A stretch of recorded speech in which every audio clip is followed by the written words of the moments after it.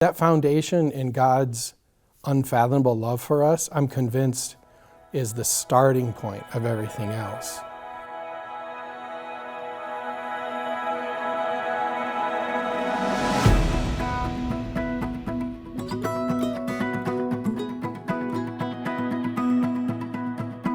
And once people feel it in their bodies and they feel it deep within their bones and their soul, they become different people. At least that's been my experience again and again and again.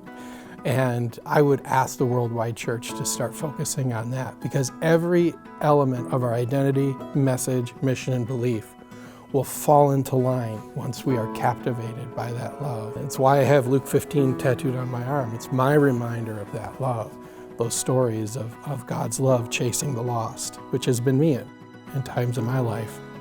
That's what I would ask the Worldwide Church to join me in doing every day. I grew up in Union Avenue Congregation, Grand Rapids District. It was discovering my heritage and my lineage in the church that gave my life a sense of direction. One of the most important elements of my teenage years was learning that I had a great-granddad and a great-great-granddad who had served in the church as itinerant ministers and were paid by the church. And that gave me a sense of rootedness that I would say I didn't really have. And in a way that is difficult to explain, I felt led into discovering that heritage and making it my own. It drew me into a heritage that was just really important. And I felt led to pick it up. I feel really called to give as much of myself as possible to the gift of God's work, because it was a gift given to me. The blessings of it was given to me. God's love found me in ways I can't explain. And I needed that love. It was saving love. It was resurrecting love. It was healing, restoration kind of love. And it changed my life and kind of reoriented all my values in a way I didn't anticipate. So the gift of being able to actually try to give back to some semblance of the world that opened up to me is part of my own sense of call. Growing up in the world I lived in, being a child of divorce, growing up with my own bad habits, and realizing that the people around me also suffered. I was introduced to human suffering just as a part of life.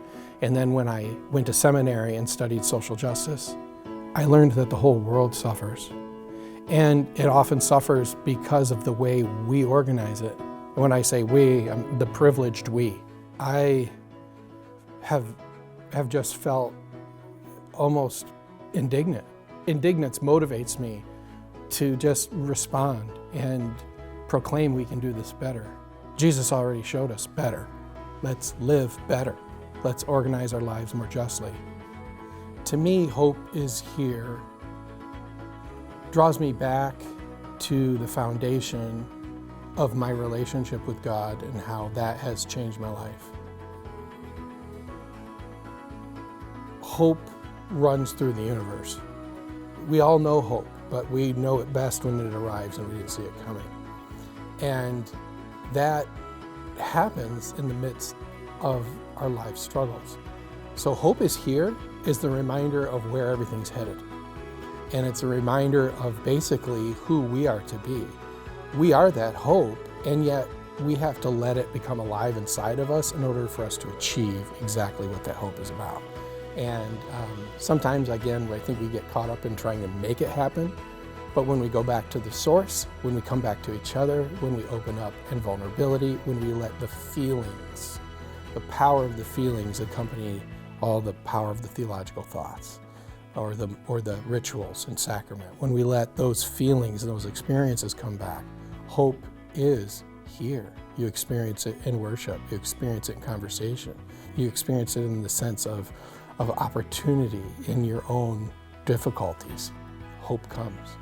And so that's what it means to me. It means going back to the well, going back to the source, and spending more attention and time there so that we can then respond as new and different people. It doesn't matter what call anybody has, we're in this together.